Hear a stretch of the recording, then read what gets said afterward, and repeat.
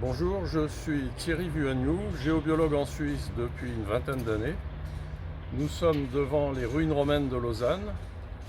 À l'époque, il y avait environ 25 000 habitants dans les ruines romaines de Lausanne. Aujourd'hui, évidemment, il ne reste plus beaucoup d'habitants. Nous allons donc voir ce qui nous intéresse dans le cadre de la géobiologie, c'est-à-dire la qualité de vie par rapport à l'énergie que les Romains avaient à l'époque.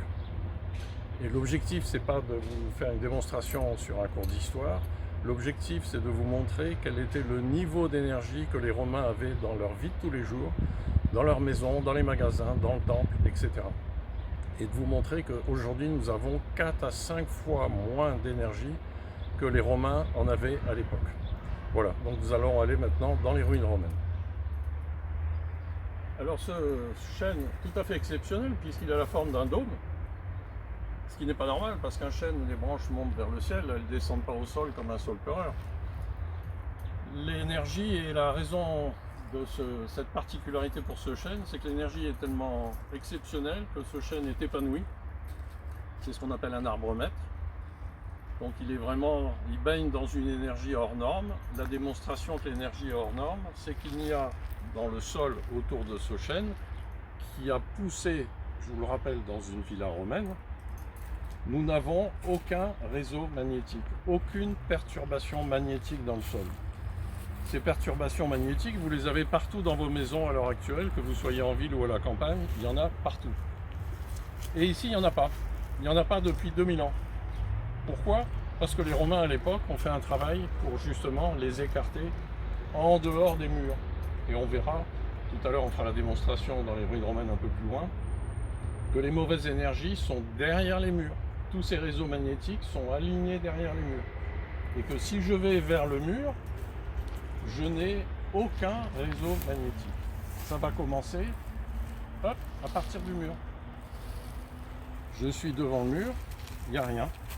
Je m'avance vers le côté extérieur du mur et hop, les baguettes s'ouvrent. Et elles vont s'ouvrir automatiquement tout le long du mur. Je peux faire tout le tour de la villa, ça sera la même chose. Quelle est l'énergie ici? On mesure, pour les radiesthésistes et les géobiologues, on mesure l'énergie en unités bovis, qui sont des longueurs d'onde d'énergie. En fait, pour les scientifiques, ce sont des angstroms. Mais pour la radiesthésie, on a simplifié. Un radiesthésiste, il y a une cinquantaine d'années, a inventé les unités bovis. Moi, je dis il y a une cinquantaine d'années, c'est peut-être un peu plus vieux même. Et donc, on va faire plus simple, on va poser la question, quelle est l'énergie ici à l'intérieur de cette villa romaine? Et vous voyez, la baguette, elle part complètement à fond vers la droite. Donc sans prendre de mesures précises, vous voyez la baguette part là, dans cette direction à droite. Quand je suis dans une maison moderne ou un immeuble, en ville, ou même dans un village, ma baguette, elle s'arrête là à gauche. Parce qu'il y a ces perturbations magnétiques naturelles. Ici, elles ont été enlevées il y a 2000 ans, elles ne sont pas revenues. Elles ne sont pas revenues parce que rien n'a bougé depuis 2000 ans. Si on avait mis une antenne relais de téléphone mobile, on aurait de nouveau ces réseaux magnétiques qui seraient revenus. L'énergie aurait baissé et l'arbre n'aurait pas eu cet aspect épanoui. Cette forme particulière de dôme qui n'est pas naturelle pour un chêne. Voilà. J'en profite pour vous dire que j'ai écrit en 2012 un livre que vous trouverez sur Amazon, La clé de votre bien-être, et vous allez trouver dans ce livre et des photos et des textes correspondant à ce que nous allons voir tout à l'heure dans ces ruines romaines. Alors nous voici dans l'allée qui va vers le temple romain qui se trouve là-bas au fond. Et la particularité, c'est que les Romains avaient fait un système ingénieux qui consistait à faire monter l'énergie dans l'allée qui va jusqu'au temple, à faire monter cette énergie de façon très progressive. Donc là, je suis au début de l'allée. On ne va pas prendre de mesures, ça ne sert à rien. Il faut juste savoir si l'énergie est bonne ou mauvaise ou moyenne. Ça suffira largement. Je demande quelle est l'énergie. Regardez la baguette. Quelle est l'énergie de l'endroit où je suis? Quelle est l'énergie de l'endroit où je suis? L'énergie est relativement faible. On va s'avancer de 50 mètres, on va refaire la mesure, vous allez voir la différence. Donc nous voici de nouveau dans l'allée du temple, 50 mètres plus loin. Toujours dans la direction du temple, bien sûr. Je demande de nouveau quelle est l'énergie de cette allée qui va vers le temple. Et regardez la baguette. Déjà, l'énergie a sérieusement augmenté par rapport à la situation où on était au début de l'allée. On a plus que doublé d'énergie. On va recommencer juste avant le temple. Voilà, nous arrivons devant l'entrée du temple romain, enfin, les fondations tout au moins. Et je repose la question, quelle est l'énergie dans l'allée du temple, puisque maintenant j'arrive devant l'entrée du temple. Je repose la question, quelle est l'énergie à l'endroit où je suis, quelle est l'énergie? Vous voyez qu'elle a encore doublé. Donc l'énergie est beaucoup plus forte. Pourquoi les Romains ont fait ça? Pour une raison simple, c'est qu'autrefois cette allée, c'était une allée couverte. Il y avait des colonnes sur les côtés, il y avait un toit en bois, et une toiture tout le long pour protéger les personnes qui venaient se promener là par tous les temps, été comme hiver. Et en fait, l'objectif, c'était qu'en marchant, inconsciemment, on se retrouve devant la porte du temple. C'était ça l'objectif. Alors nous voici devant la porte d'entrée du temple, au moins les fondations, tout au moins. Et là, je demande quelle est l'énergie. Et aux surprises, quelle est l'énergie? Il n'y a plus d'énergie. Ici, on arrive devant un lieu sacré. L'énergie tombe à zéro. Vous allez me dire, mais pourquoi dans cette allée l'énergie est montée régulièrement pour finalement s'effondrer quand on arrive devant le temple? La raison est simple, c'est que ça s'appelle la zone d'abaissement. Quand vous rentrez dans un temple romain, grec, celtique ou une cathédrale, vous aurez toujours ce qu'on appelle la zone d'abaissement. C'est-à-dire qu'on fait monter votre énergie et ensuite, au moment où vous passez la porte, on va baisser brutalement votre énergie pour vous faire comprendre que vous rentrez dans un lieu qui n'est pas n'importe quel lieu. C'est un lieu sacré avec une énergie particulière. Et l'énergie qu'il va y avoir ici est 30 à 40 fois supérieure à l'énergie qu'il y avait dans l'allée, dans la partie la plus haute.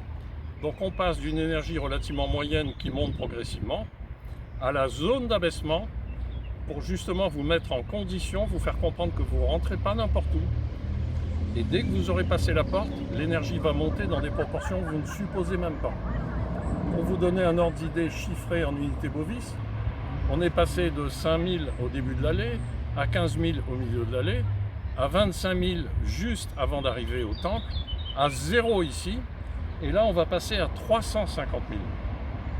Et vous trouvez le même scénario, les mêmes chiffres, devant tous les lieux sacrés modernes, par rapport à l'époque romaine ou aux époques celtiques ou étrusques. C'est-à-dire que dans les cathédrales, vous allez trouver exactement la même chose. À la porte d'entrée des cathédrales, l'énergie est à 0. C'est pour ça qu'il ne faut jamais rester dans la porte d'entrée d'une cathédrale à discuter pendant un moment. Vous repartirez fatigué. Alors nous voici sur le temple romain, enfin sur les fondations du temple. Si je demande où sont les réseaux magnétiques Hartmann, il n'y en a pas. Donc les baguettes, vous voyez, elles ne bougent pas. Il n'y a rien. Alors, il n'y a pas de réseau Hartmann. Par contre, il y a un autre réseau qu'on appelle le réseau Curie, mais ça serait trop long à vous expliquer.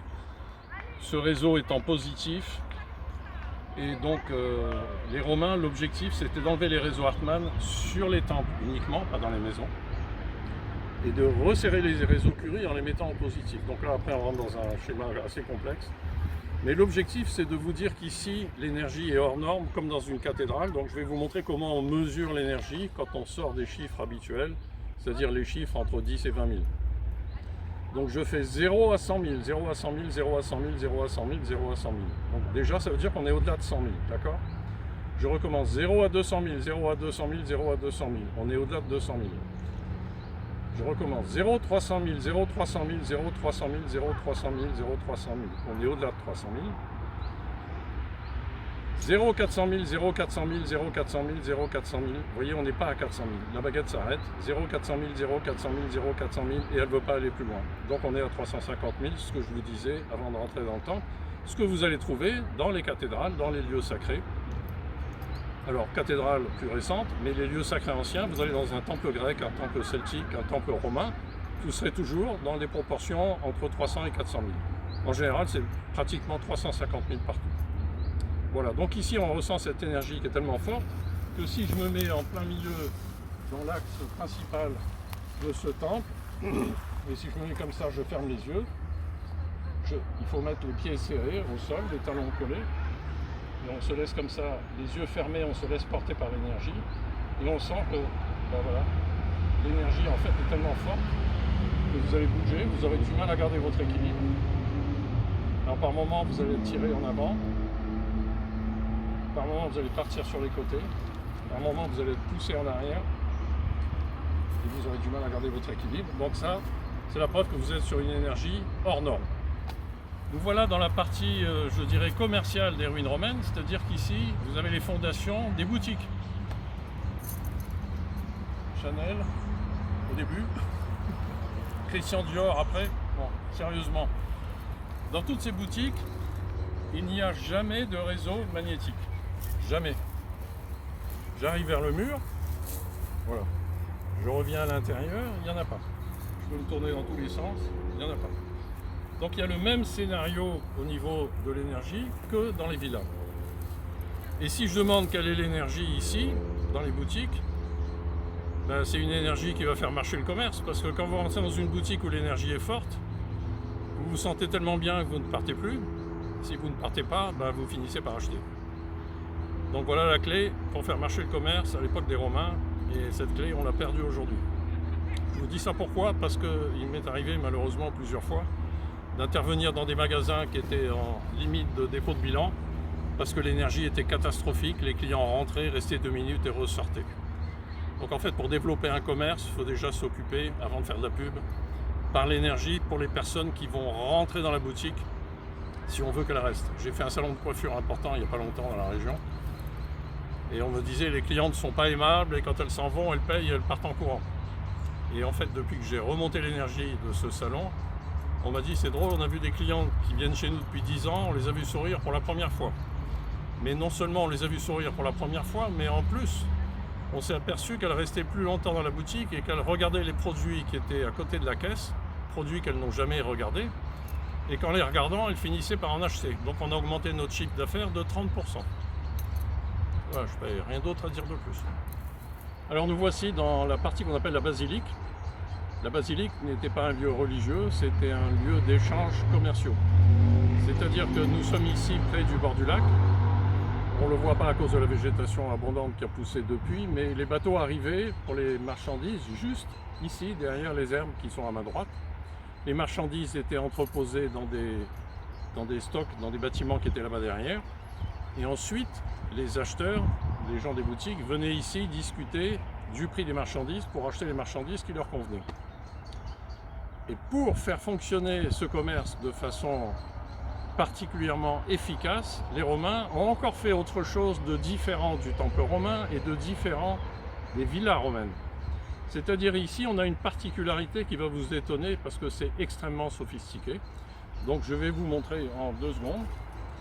Ces emplacements en pierre sont les emplacements des colonnes. Donc vous aurez une photo vous montrant une reconstitution d'époque de la partie de la basilique qui a été démolie bien sûr. Mais ce que je veux vous montrer moi c'est l'énergie. Et donc il n'y a pas de réseau, je vais m'avancer vers vous, il n'y a pas de réseau magnétique, pas plus que dans les magasins. Sauf que quand j'arrive à la hauteur des colonnes, il y en a un, et puis il y en a 2, et puis il y en a 3, et 4, et 5. Et après, il n'y en a plus. Et si je vais sur le côté de la colonne, je vais retrouver 1, 2, 3, 4, 5. Et après, si je continue dans l'herbe, il n'y en a plus.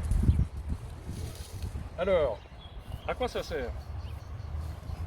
L'énergie ici, 0,20 000, c'est plus que 20 000. 0,30 000, 0,30 000, pas tout à fait. Donc on arrive à 25 000, d'accord? Avant la colonne, j'arrive à la hauteur de la colonne, où il y a ces 5 réseaux magnétiques, qui bien entendu sont des réseaux magnétiques positifs. Il est inenvisageable dans les ruines romaines d'avoir des réseaux magnétiques négatifs, alors que vous en avez tous chez vous, partout dans toutes vos pièces, quel que soit l'endroit où vous habitez. Croyez-moi, j'ai fait des centaines et des centaines de maisons depuis 20 ans, c'est partout la même chose. Donc, regardez ici, quelle est l'énergie? 0,10 000, 0,20 000, 0,30 000, 0,40 000, 0,50 000, 0,60 000, voilà. On est à plus de 50 000. Pourquoi on a ça? Autrefois, les Romains, quand ils négociaient pour des marchandises, en fait, il circulait dans la basilique qui était couverte avec des colonnes qui étaient là et sur les côtés. La basilique avait une toiture en bois couverte, vous verrez une reconstitution. Et donc il marchait en discutant et se tapait dans la main comme les cultivateurs autrefois pour vendre les troupeaux d'animaux, que ce soit les vaches, les moutons, etc. On se mettait d'accord en se tapant dans la main. Donc on marchait pour négocier. Mais quand vous marchez pour négocier, vous êtes sur une énergie à 25 000. Vous arrivez sur une énergie à plus de 50 000. Vous redescendez sur une énergie à 25 000. Vous repassez à une énergie à 50 000. Et ça à chaque colonne. Donc la basilique va beaucoup plus loin que les herbes là. Hein. On n'en voit qu'une partie là. Pendant la discussion, à chaque fois, chaque 4 pas ou 5 pas, vous avez votre taux d'énergie qui est boosté. Puis il retombe à un taux qui est déjà très élevé et il est reboosté de nouveau. Et bien ça permettait d'accélérer la discussion, d'accélérer la transaction de façon positive. Et on négociait beaucoup plus vite et beaucoup mieux, avec beaucoup moins de tension et d'une façon beaucoup plus sereine. Et donc la clé du commerce et la clé de la réussite des Romains, elle est en partie due à ça. C'est-à-dire que tout le travail qui a été fait sur les énergies dans tous les lieux romains, c'est une merveille de précision, c'est une merveille, c'est du travail d'horlogerie en énergie, c'est quelque chose d'extraordinaire. Et nous vivons dans une énergie minable et on a tous des problèmes de santé parce que quand vous vivez dans des énergies comme ça, je peux vous dire que là, on n'a pas de problème de santé, à moins de vouloir vraiment avoir un problème chronique ou à chercher à avoir des problèmes, mais ici, on ne peut pas tomber malade avec des énergies comme ça. Voilà. Alors je vais juste après vous montrer quelque chose par rapport aux arbres, parce qu'effectivement on a vu un arbre particulier tout à l'heure, ce chêne en forme de dôme. Là on a un autre arbre, je vais vous montrer que ces arbres ici, qui poussent dans des énergies à 25 000 à l'intérieur de Villa Romaine, en fait ils sont absolument sublimes, ils sont tous très beaux. Il n'y a pas d'arbres tordus avec des formes un peu bizarres, ils sont tous des arbres maîtres. Et donc je vous montrerai un peu quelle approche on doit avoir par rapport aux arbres pour prendre l'énergie d'un arbre. Mais la façon de prendre l'énergie d'un arbre est relativement sophistiquée et c'est pas du tout ce que vous lisez ou ce que vous voyez à la télévision ou dans les livres. Il y a une façon très particulière et ça fera l'objet d'une deuxième vidéo.